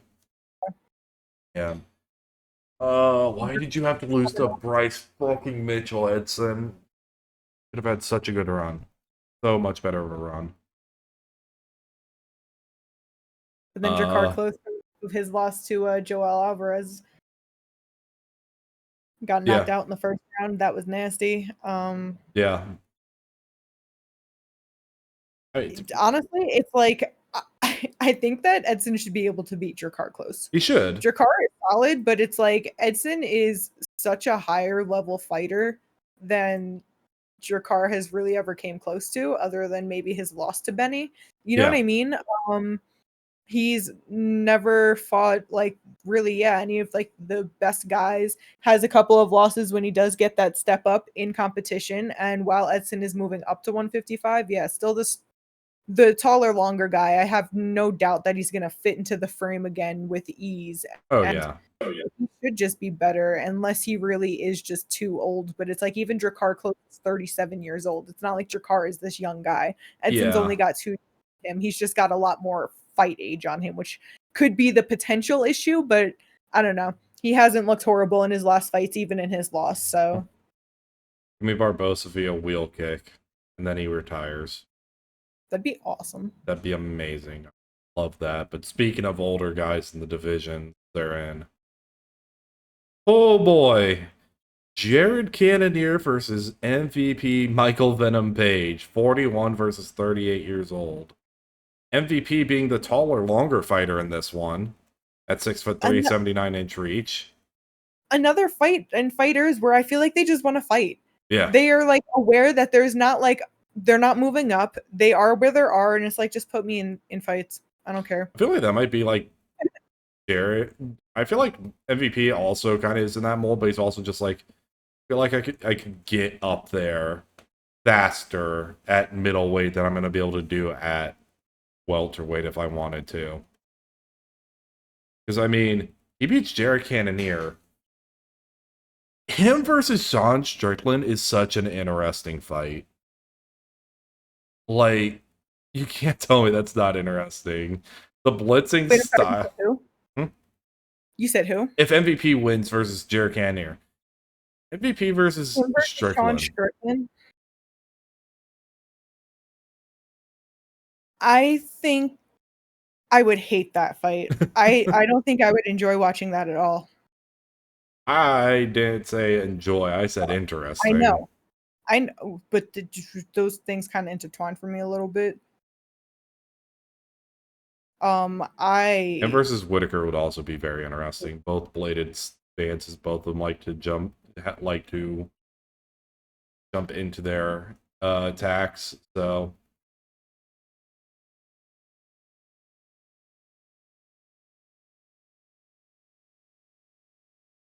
you know, I really just don't always like watching MVP fight.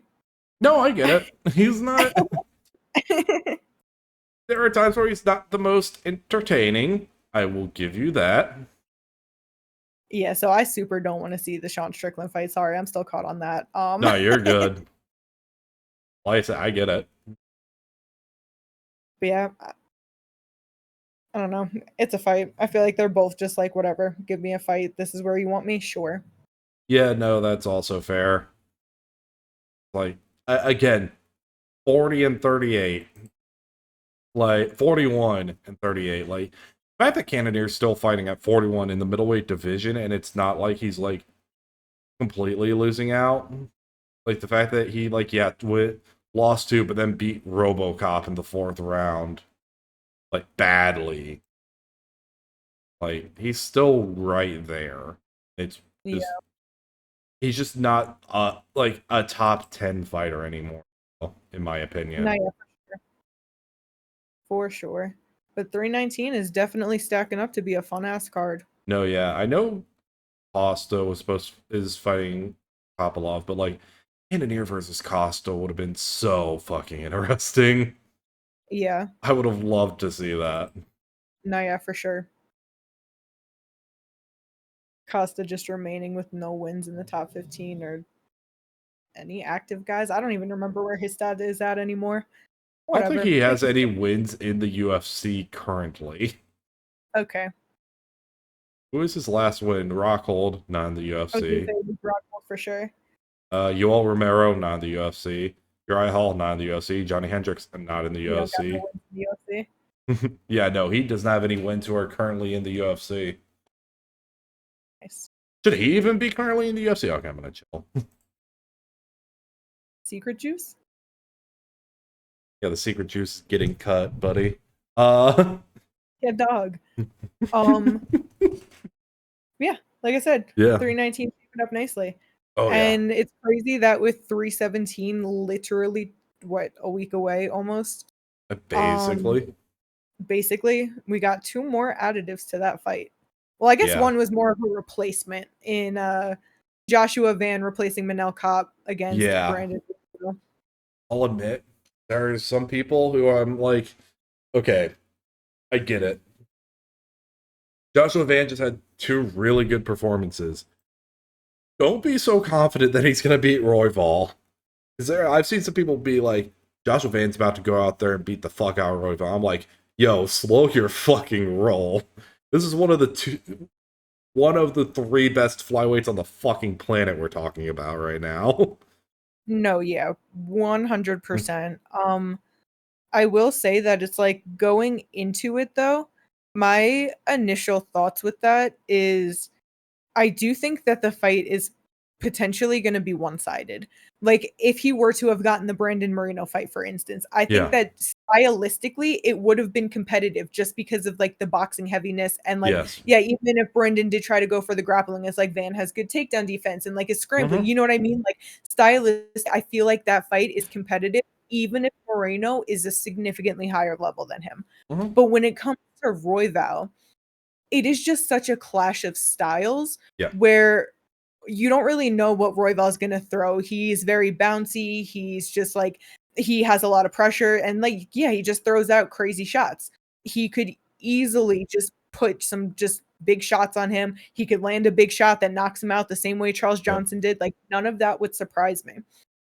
And like kind of have Van like just on the back foot and almost like, damn, like I was never able to get going. And now where do I go from here? But on the flip side, if Van does like just, you know, immediately start the fight like he does, he's going to go out there and put on big combos and he's getting countered, but he's eating them fine and it's okay. And he just puts on a crazy pressure. I wonder if he's going to be able to overwhelm Royval. Yeah, overwhelming Royval is a tough task. It's a tall task in and of itself. Yes. The thing with it is, he wins this fight, you have to give him a title shot. Whoever wins via Pantoja and Kai France. Like what? Like that's the only reason I don't like the fight. Because of that. You don't have to. He just beat the #1 contender. I don't care. You don't have to. We're talking about meritocracy. You do. I'm talking about don't do it.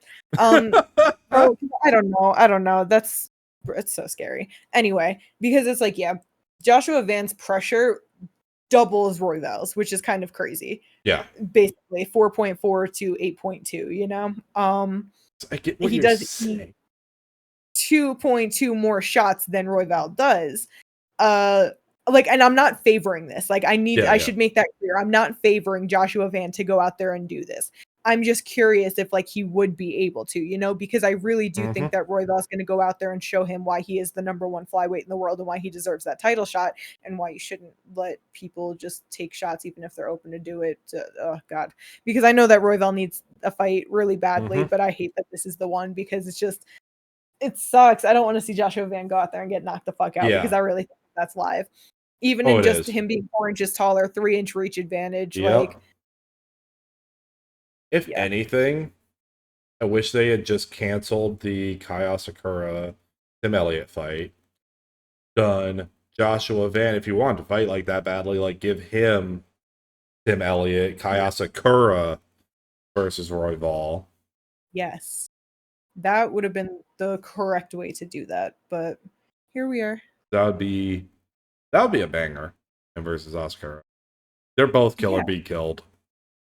Yeah, and this is going to be a banger too. But it's going to be a banger as well, but like it's one of those things where it's like we're killing off a young prospect as opposed to putting in the guy who's a former title contender and a former title holder in Ryzen. I will say that like when it comes to Joshua Van, I wouldn't say that this is killing him off. It's not killing him off per se, but like, it's one of those things where it puts him back on a short notice fight against the top level guy. Yeah. Where okay, it's like you got him right up into the mix. If he went out there and beat 2 more guys, they're gonna put him in a title shot if they really want him there anyway. Yeah. It's just one of those things where he's gonna be. Sorry. It's just one of those things where he's going to be on such a big platform, and this isn't going to be the first time people are seeing him, but it's going to be one of the most memorable times they're going to be seeing him, because this is also when there's the champion on the card. There's a former title challenger on the card who's fighting the champion. He's fighting a former title challenger. There's just a lot of things that go in with that, so it's just like one of those things where there's going to be a lot of attention on this fight. And like, yes, it's not... Just gotta remember that MMA is such a what have you done for me lately sport, and not a sport where people remember what you have done up until that point. But I do think there are going to be people who will kind of like write him off a little bit about it. But then on the flip side of even that exact point, he goes out there and gets another top win, and they're going to be like, holy shit, he just knocked, you know what I mean? No, yeah. I just do wish it wasn't like this quickly that he got another fight. No, yeah, for sure. I wish he had more time. But, like, be fair. He's gotten 3... If he wins this one, that's 3 fights this year, 3 wins. He's, like, in contention for, like, fighter of the year. Especially if he goes from beating undefeated Race Ruya, knocking out Bruno Silva last month, and then like beating or knocking out Brandon Royval this month, like no, yeah, for sure. And that wasn't even last month. That was that this was month. this month. 21 card. days. Robbie 21 Fine, fucking days. Yeah. Exactly 3 weeks. I'm pretty sure it was like the night after he fought, he said fight news coming. Maybe 2 days later, but it was within 2 days of him fighting. Just He was within like, 48 hours, yeah. Yeah. Just think, he started this whole UFC run by beating Zhalgas Zhumagulov, beating Jimmy's boy, a split decision, and now just 2 years later, almost to the day, 2 years later, fighting for a #1 contender fight. In his, 10th UFC fight? 9th UFC fight? 9th. He's at 8 currently.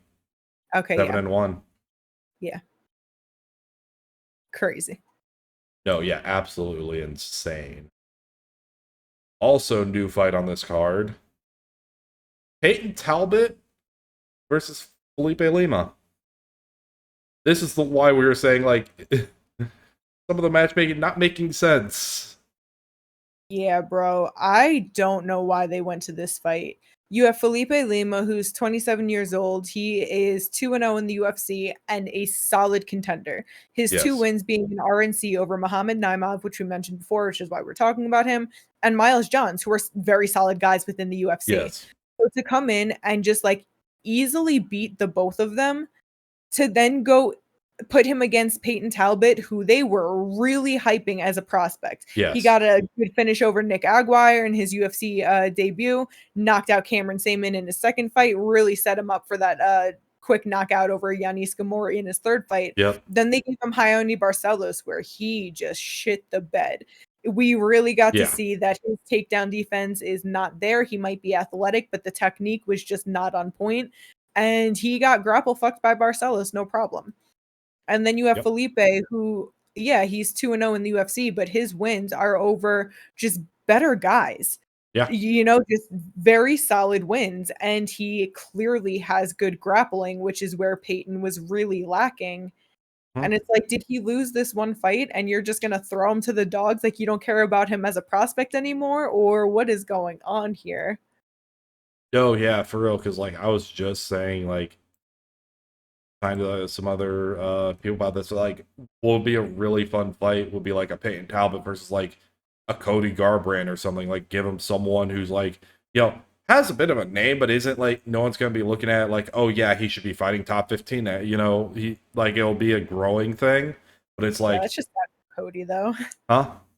That's just sad for Cody. No, it would be. I actually also think Peyton Talbot versus Adrian Yanez would have been a great fight as well. That would have made more sense as well. Yes. But like, but Felipe Lima, that's rough. I really just, yeah, because this is a fight that I really think that Peyton he could lose this for sure. Oh yeah, that is live as hell. Yeah. And if he does, it's like, okay, that puts him at 3-2 in the UFC, and it's like, where are you gonna go from there? Like, yeah, like, is it because you just stopped caring, or are you going to set him up for big wins again? Or is it just, he took this loss, so now it's like, you know what? Yeah, fight your way into the top 15. We're not going to push you, like, which obviously isn't a bad thing, because this is the type of shit that happens. You give him setup wins, and then you put him against a vet, and whoop, but whatever. Oh, yeah. I'm sure it'll be a fun fight. It'll be entertaining, but I'm just not sure why they're putting 2 prospects up against each other pre-rankings like this. Yeah, right now. Like, the fact that they're doing it right now, if they were both like top 15, I'd be like, okay, yeah, do it, go ahead. Yeah, like that's the time. But like right now, it's just like, doesn't really make sense to me. Both of them could have been fighting anyone like else in the division. Like, hell, like I just said, Adrian Yanez for Peyton Talbot, and then like Felipe Lima. I think him versus Damone Blackshear is a fun fight. That's really interesting in terms of the grappling. Yeah, because we haven't seen too much from him, but what we have is he seems very well rounded, and like, he's one of those guys where it's like, yeah, give him a guy right outside of the top 15, and like, I feel like you could push him in a little bit quicker. Like, even if you gave him like a Montel Jackson or a fucking, you know, like, and got him like right in there, and Amin Zahabi, like, I don't care, like one of those if you really wanted to push him like that. But if not top 15 right away, because it is early, right outside. I don't really understand Talbot one for him too. Oh, him versus Ricky Simone. Yeah, perfect. That's like a perfect matchup. Yes. Like, I feel like that's the type of fight he deserves. So yeah, But no, whatever. yeah, exactly. It is what it is. Moving on to the next event, we got confirmation on some fights for UFC Abu Dhabi, and some of these are just, I mean, all of these are kind of out of nowhere except for this first one in terms of like what we expected, and that's Movsar Evloev versus Aaron Pico. Official. Finally 5-round official. event. Yep, 5-round co-main event. Uh, Aaron Pico, good boxing, good grappling, but like, bro, The reason it. the reason why Aaron Pico is going to win this fight is because he's never lost a decision. He can only get finished, and Movsar cannot finish somebody. Oh my god. He's got 3 KO losses, 1 sub loss. Which is gonna, Or is Movsar about to go out there and get his first UFC finish? bro. If No, okay. Movsar goes out there and finishes Pico, I would pay to be a fly on the wall wherever the fuck Dana is. Because Okay, can I be honest with you though? Because I was just making a joke, but I said it to Jimmy before it was actually officially booked that I actually think that's possible. The reason why I think that that's actually a possibility is because couple things. One, this is Aaron Pico's first 5-round fight. He has never even been booked for a 5-round fight, let alone fought in one. So, like, who knows what his training camps are like, whatever. He's never been in a 5-round fight. We know that Movsar can easily just, you know what I mean? He's got the cardio. He can go 5, whatever. I guess we actually haven't seen him in a 5-round fight either, but I'm just going to assume so because he doesn't look like he'd be slowing down. Anyway. Okay, he has gone 5 rounds. No, I was pretty sure he had. A regional, so it's been a while, but he got the UD in it, so he's gone the full 5. Anyway, like I said, with Aaron Pico, it's like he's very well-rounded, but I don't know. So is Movsar. It's like Movsar's got solid striking. He's obviously got good wrestling. Aaron Pico has traveled all around to get different looks for his grappling. It's not like he's just like an all-American, like straight like American style wrestling. So like, you know, who knows what type of challenges that will pose in there. Yeah. But I don't know. The thing is, like with the 5, I'm not worried about the 5-round fight aspect of it, just because Aaron Pico is fighting out of Jackson Wayne, and that's a very good camp. So like multiple champions have gone through that gym. So like, what if it's a personal thing? What if he doesn't know he can't go 5? What if he's exhausted round 5 and Movsar goes out there and gets his first finish? No, I see what you're saying. I'm just saying, like, I don't think that's. But if he doesn't, like, that no, this shouldn't is a really be a worry. I don't think Aaron Pico's going to be the one to take Movsar's though? I ain't never said that. Or you think that Movsar's finally gonna give Aaron Pico a decision loss? I think Pico decision loss is very live in this one. Could Pico go out there and finish him? Yeah. But I like betting on that? No. I like the idea of how we talk about people where it's like, oh, they've never been knocked out, so I don't know if they're gonna get knocked out here. If it's like, I don't know, he's never been decisions, like. I don't know.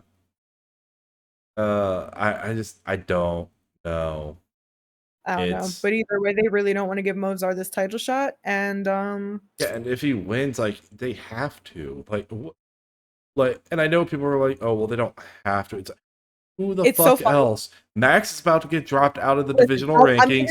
Poirier is about to get dropped out of the divisional rankings. I'm going to tell you exactly what's going to happen if Movsar doesn't get it, because Dana said if Movsar wins this fight, he's likely the next contender, because they offered Diego Jean Silva. Jean Silva is the one person that could surpass him with one top 5 win. Yeah. Diego wants to fight in September. So if Jean Silva doesn't want to wait that long and wants to fight earlier, and he can get himself like a Yair fight, if he can get himself an Ortega fight, because obviously it's like Max is not there anymore, Ilya is not there anymore. Doesn't Ortega want to move up to 55 as well? He does want to, but there hasn't been anything. I haven't heard anything about it, haven't seen anything, but what I did see is that he said that he has some like fight news like or something coming. So who knows like if we're going to hear something from him and if he did decide to stick at 145. If Jean Silva gets an impressive win over Brian Ortega, if he just goes out there and knocks him out, they're giving Jean Silva that next shot. I would put money on it. Oh yeah. No, if that happens, watch, it's gonna be Brian Ortega versus Michael Chandler for some fucking reason. It's gonna be the fight news. That's actually I actually really like that fight. Now I just said that as a joke. I actually, now that I'm thinking about it, really like that fight. Sure. Yeah, no, I could honestly see exactly what you're saying. Yusuf Zalal should be fighting someone like an Arnold Allen or an Aljo. So they could easily like start moving up as well. Yeah, I don't, especially because of Zalal's last performance, I don't see him being the guy. But like, no. But this division is just top line, and boom. I'm just saying this division's moving forward. Oh yeah, for sure. So it's nice to see Evloev. Yeah, if he wins, like he should get a title shot. Volk wants it. Evloev has earned it. To do it at that point. Yeah. Like, god damn. Next fight on UFC Abu Dhabi. Saeed Nurmagomedov versus Bryce Mitchell at bantamweight. What are your thoughts on Bryce Mitchell moving down to bantamweight? I just think that every time I hear something from him, it just kind of solidifies like more and more like the levels of dumb he is. Which is things that like I don't know. Because all I heard about him. Does he have the brain cells to be able to safely make that weight cut? I don't know. Because all right. It's not that he's like the biggest guy, but 5'10", 70-inch reach. Like he is a solid just size and in that weight frame for their weight. All I heard him say about this was that when he fought Jean Silva, he felt like he was a bantamweight in there, and now here he is a bantamweight. You have Jean Silva, who, yeah, he's not like super tall or anything, but he is obviously big. He has missed weight at 145 before. He struggled with the weight cut with this one, and he's fucking beat the shit out of Drew Dober at 155. You know, like while he's one of those guys that he might not be tall, but like he's built just physically bigger. You have had 10 fights prior to that in the UFC, all at 145. You always felt in your weight class. You felt fine there. Everything was cool, calm, collected at 145, even in your losses to Josh Emmett and Ilia Topuria. But one singular fight against a man who like is obviously a big size for the division, and you're like, I gotta go to bantamweight. I just feel like that's dumb. And the thing is, it's like safely cool, but Mitchell's the like taller, slightly longer fighter too. Like it's like no, it's the fact that you aren't like built like the way that most fighters, like the way that a fighter looks. You're not just built that way, I guess is what I'm trying to say. Like he's farm boy strong, obviously, but he doesn't have that. Like I will be very curious because he has been like he does look a little bit like not carrying extra change per se, but he's not the leanest either. So that's what I was saying to Jimmy is that he is not like the most muscular and built and just like shredded guy in the division, where it's like, I wonder if with this cut or like, you know, with going down, if he's actually committing to a diet change and like strength and conditioning where he's just like really building some muscle. But like, even if muscle weighs more than fat, it's one of those things where you can suck those muscles fucking dry and make it weight cut easier, you know? That's the only way I see this working for him. Like it's not even that muscle weighs more than fat, it's just that muscle is more dense than fat. Well, yeah, but you know what I mean. I know what you mean. So it's like if he's just like putting on muscle, then like he might technically not be losing weight, but he suck that shit dry. No, yeah, for sure. It's just one of those things. You don't want Bryce Mitchell hearing that. He don't want to hear nothing about him sucking nothing dry. My bad. He was mad that they did a Karate Combat did slight edits on Photoshop, quote unquote, to make him look like he had lipstick and like eyelashes or some dumb shit. I don't know. It was so fucking stupid. God, how many knockouts does Saeed have? 4. Make it 5 after this one, please. I'm crying. I'm sorry. I hate this man. I like. Y'all thought I was a Drinkus Duplessis hater. No, I am a Bryce Mitchell hater. I am. Like, the thing is that when it comes to Bryce, I understand, and you have justified reasons. You just be hating on Drinkus for no reason. You'd be like, "Oh, I hate him. Oh, no, that's. Oh, he beat my boy Derek Brunson." I don't even like Derek Brunson like that. Like Derek Brunson, okay, he's all right. Or like he beat my boy Robert Whittaker. I know. That's where the real hate started. The hate started with his cardio. That's not true. You are a liar. You have been slandering this man from the very beginning. Do not sit here and act like, oh, the hate started with Whittaker. Like, that is a lie. You're right. Okay. I said the real hate, not the hate. Whatever. 1. Anyway. 2. The hates probably started at the Darren Till fight. His UFC debut. No. I don't even remember. What even fight card was that on? Moraes and Sandhagen. I don't really remember that fight. I thought he did okay against Trevin Giles. It really, like, the hate started at Darren Till because it took him till the 3rd round to choke him out.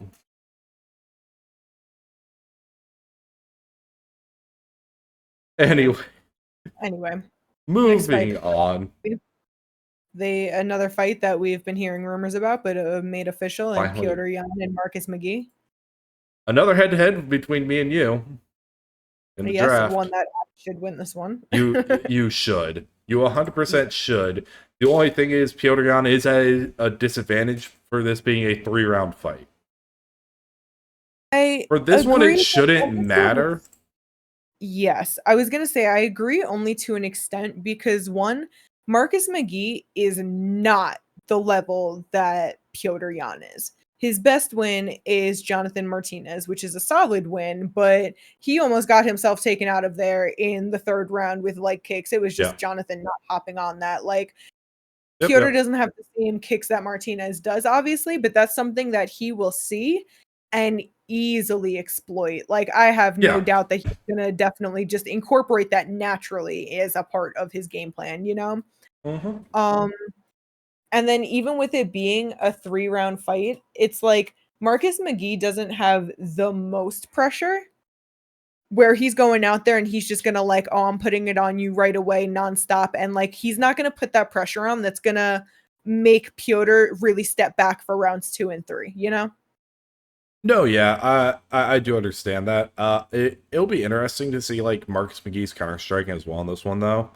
Because like with Petr Yan, he is much more, for the most part, he is a very like, in terms of his actual striking, it's linear in terms of like, it is straightforward shots. He's not throwing like the wildest shit, but he does like the way he like switch stances in between combos. His shift step is really good. He switches stances. Like, it's going to be really interesting to see this fight. I'll be honest. I do think it's a jump too far for Marcus McGee, but I also think if you're going to do something with Marcus McGee, it's something like this. You kind of have to do it because he is 35 years old. If you want to see him do anything at the top division, you have to throw him to the wolves at some point. And like after that Martinez fight, I think like, yeah, they kind of had to throw him somewhere up there. I wish this was against someone like a Song Yadong. Yeah, for sure.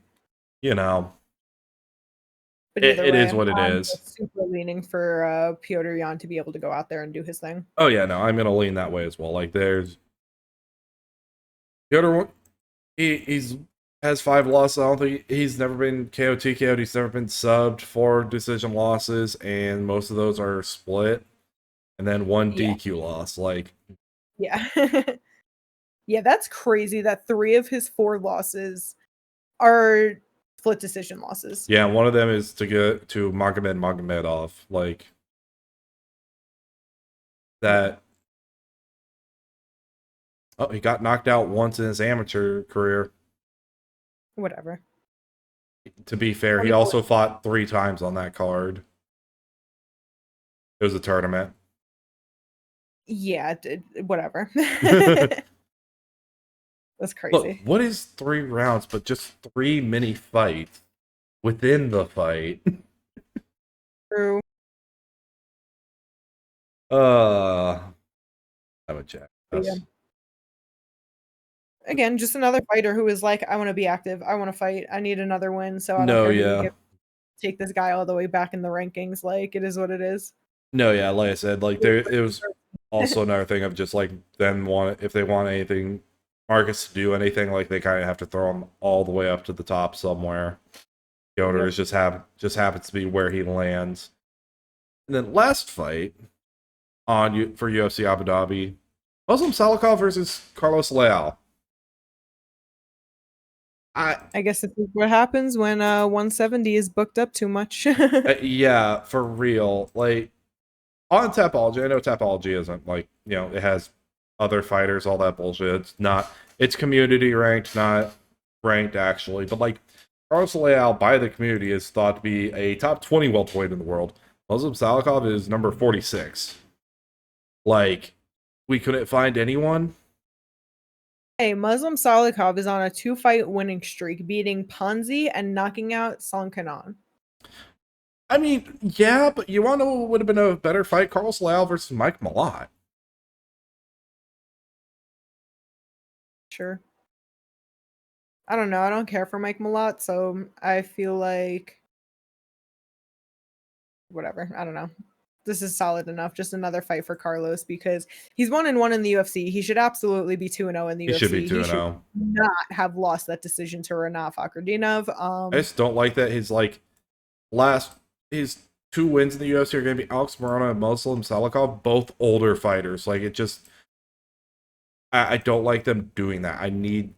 You know what I mean? I feel like that's kind of just what happens when you have someone that wants to be active and wants to do their thing. Because it's like it was just in March that he fought. Now he's fighting again in July. I think that he's kind of just going to be like, yo, I want to fight. Give me who you got. And we'll probably see him really bounce around with the types of fighters that he's fighting, unless they actually give him top 15. But I feel like with the way it's just been, stacked out, it might be hard for him to get that quick in, but. Yeah, no, because I don't know who you even. I mean, honestly, he wins this one. Give him Gilbert Burns.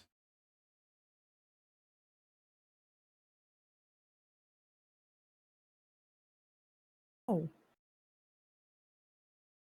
Why? Because why not? Why do you want to watch Gilbert Burns get knocked out over and over again? I don't, but... What?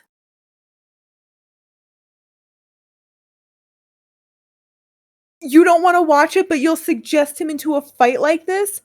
Bullshit. Say you're racist right now, because that's what I'm hearing. What?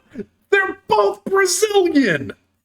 Yeah, but if you want to... if you're saying you want to watch Gilbert Burns get knocked out, that must be racism, because that's a crazy take. I didn't say that! What? Holy shit. What the For a second, I forgot that Carlos Leal was Brazilian. Like, god damn. Actually, him versus Steven... Actually, him versus Stephen Thompson probably is a better fight, but Steven is fighting Gabriel Bonfim. Yeah. I think that's the reason. It's like literally like who else he's supposed to fight. I mean, maybe Jeff Neal. I actually think that would probably be an interesting fight. I just don't know what the fuck they're doing. Like, 170 is just in a weird fucking spot. Yeah, didn't Jeff Neal pull out of his last fight? Yes, it was against Carlos Prates. Okay, that's what I thought. So I don't know if he's like dealing with an injury. Maybe that's why he's just out, No, yeah, exactly. That's what I'm figuring it is. Who knows? But yeah, so it's just one of those things when you have to work around timelines and you have to work around so many people being booked. And we've been talking about it for so long where 170 is active, it is packed, we have a lot going on. There's a lot of talent, there's a lot of big names that even if you're an exciting fighter, sometimes you just got to do the work outside of the top 15 before you really get there, No, yeah, exactly. But moving on from that fight, we have Mateusz Rebecki versus Chris Duncan for August 2nd in the Apex. It's one of those things where like I feel bad for them because they deserve more than the Apex, but I'm happy that we're guaranteed a fun fight in the Apex. They're gonna have a banger of a fight. It does suck that they're in the Apex. They deserve to be in front of a crowd. Because if you're not a UFC executive, you can absolutely tell the difference between the Apex and full arena. Yeah. I believe ain't no way. I swear to God, if this actually does end up on the prelims, I'm going to flip shit. That main card right now is Adolfo Vieira, Tresean Gore, Carla they can take Hossa. Huh? Sorry, I was just saying that they can take Adolfo Vieira and Tresean Gore out of there. Carol Hossa versus Nora Cornell. And Amir Albazi. Yeah, I was about to say the main event is obviously fine. Like, okay, that should honestly make it up to the main card. It should, because none of these other fights should be on the main card. Well, respectfully, Carol Hossa and Nora. Well, it's talking about all the all the other prelims that are currently. I thought you meant the fights on the main card. No. And it probably will be an entertaining enough fight. Like they are both fun fighters usually. Yeah, well, Adolfo Vieira, Tresean Gore shouldn't be on that. Like, no, they should. I'm gonna be honest. Adolfo Vieira is about to run over Tresean Gore easily. Should. But anyway, this fight, I just think it's gonna be another lightweight. It's gonna be a war, and I think I'm gonna take Rebecki. It's hard though. It is hard. Because Chris Duncan has been knocked out before by Slava Claus.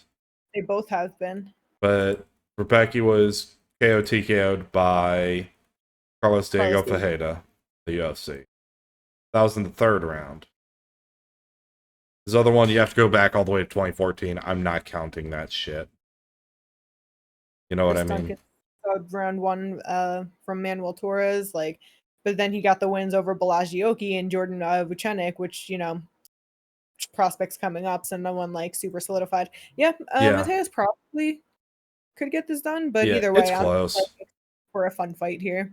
Yeah, basically the same age. Chris Duncan 3 inches taller with a 5.5 inch advantage. Holy shit. It's rough. That is rough. Yeah, that is. Whatever. Fun lightweight fight. We'll see who wins. Moving on. 135-pound division. We have 2 Apex events in a row because the UFC are assholes. Miles Johns versus John Matsumoto. This should be a good fight, though. Yeah, I also think it's a good fight for John Matsumoto in general. Yes. He came in with solid wins over Dan Argueta and then a UD over Brad Katona, and then he took the fight short notice against Rob Font. Mm-hmm. And he lost that split decision. He looked way better in there than I think most people actually would have given him credit for, taking a short notice fight against number 8 Rob Font, Oh yeah. He definitely just looked very solid in there. You have Miles Johns, who is 6-3 in the UFC. He is not a top 15 guy, but he beats the guys that are kind of on the lower end. And I just think that we're going to get to see a good performance from John Matsumoto.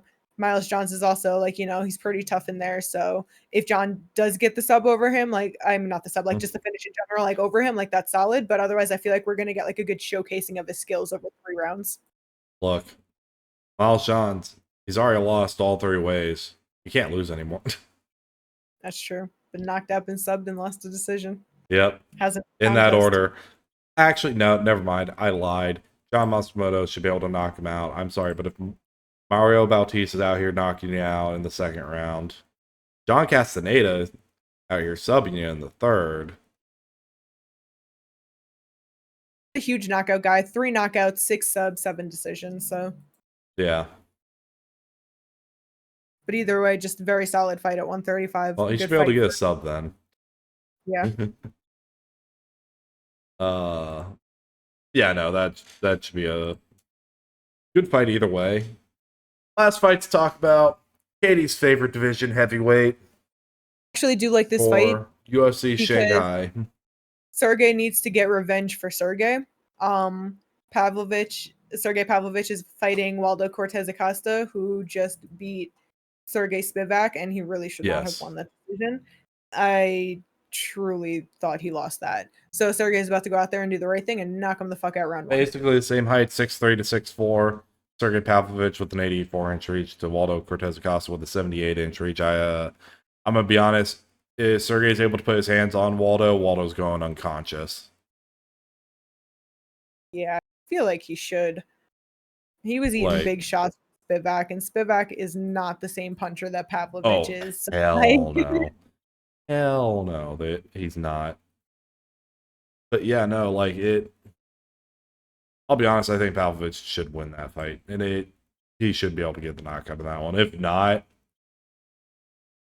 Waldo Cortez Acosta is a top 5 contender in the heavyweight division. Heavyweight just fucking sucks. Pavlovich and Waldo Cortez Acosta, Shanghai, August 23rd. Yeah, so that was the review for UFC Baku and all the fight news. Thanks for tuning in. Preview. Preview. Yep. Whatever. Like, subscribe. We'll catch you next time. Peace.